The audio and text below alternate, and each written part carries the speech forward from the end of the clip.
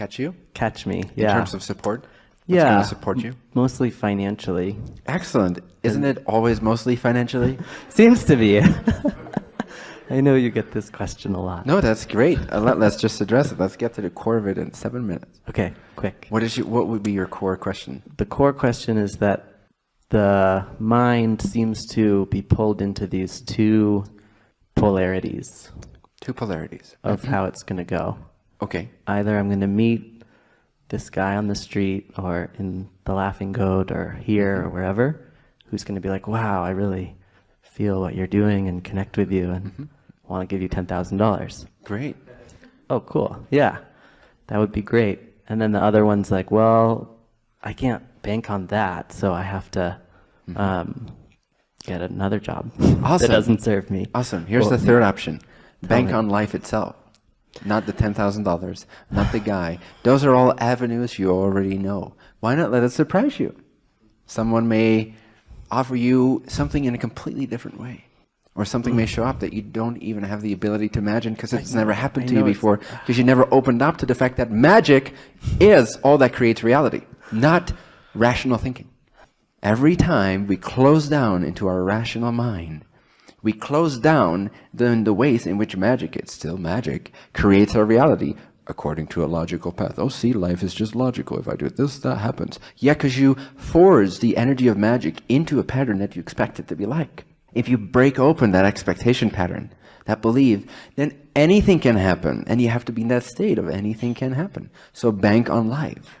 Not on that guy with the 10 grand, nor on, oh, maybe I shouldn't bank on that. Don't ever bank on, I cannot bank on life. Bank on life itself. Bigger picture. Trust in trust. Have faith in faith.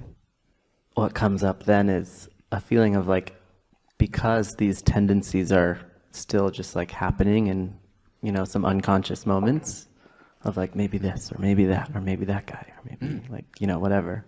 Sure. There's a fear that that's manifesting or restricting the universe in the invitation. What is fear? What does fear indicate? What does it show you?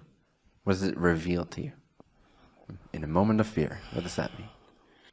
I'll help you out with the first part of the sentence. Cool. It indicates that I believe in lack. Epic, dude. You just solved the whole human drama. Just like that. Wasn't that hard, right? I think I cheated. Awesome.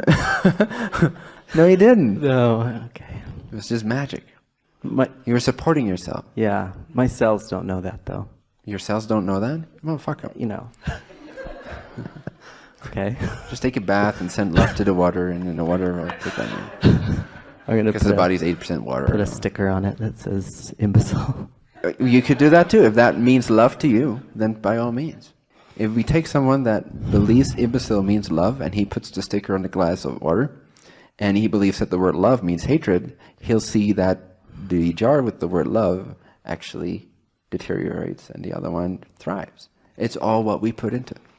There's a slight element of what conscious collective or what collective is a part of. But anyway, to get back to your point, which is, at this point, the lack belief that causes fear. Yeah. Lack in what? Lack of what?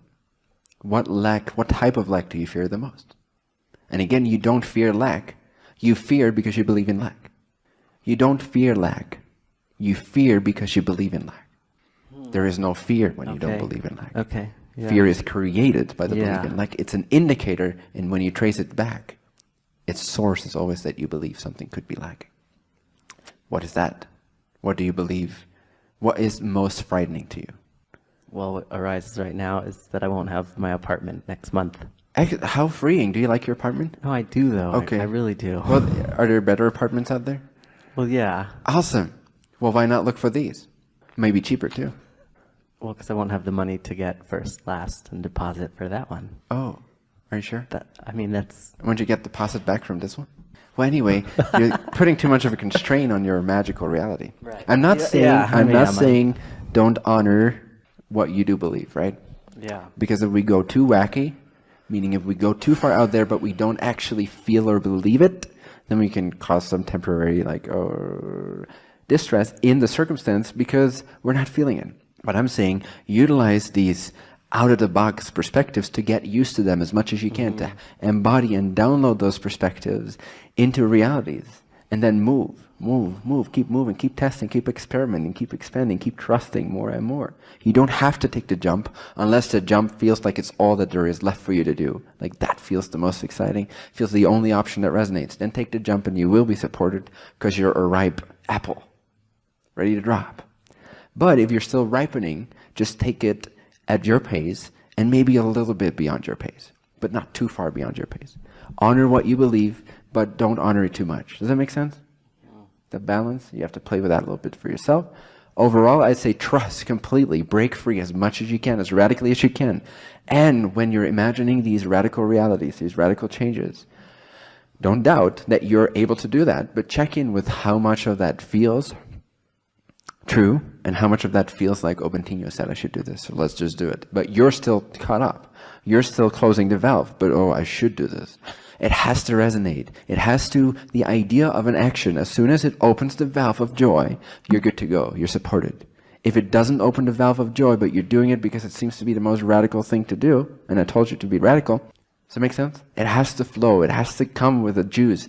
The idea of doing or taking a certain radical step or change in your life, it has to feel like it's connected to something broader, something greater. It has to resonate. So, what resonates for you? What would be most exciting?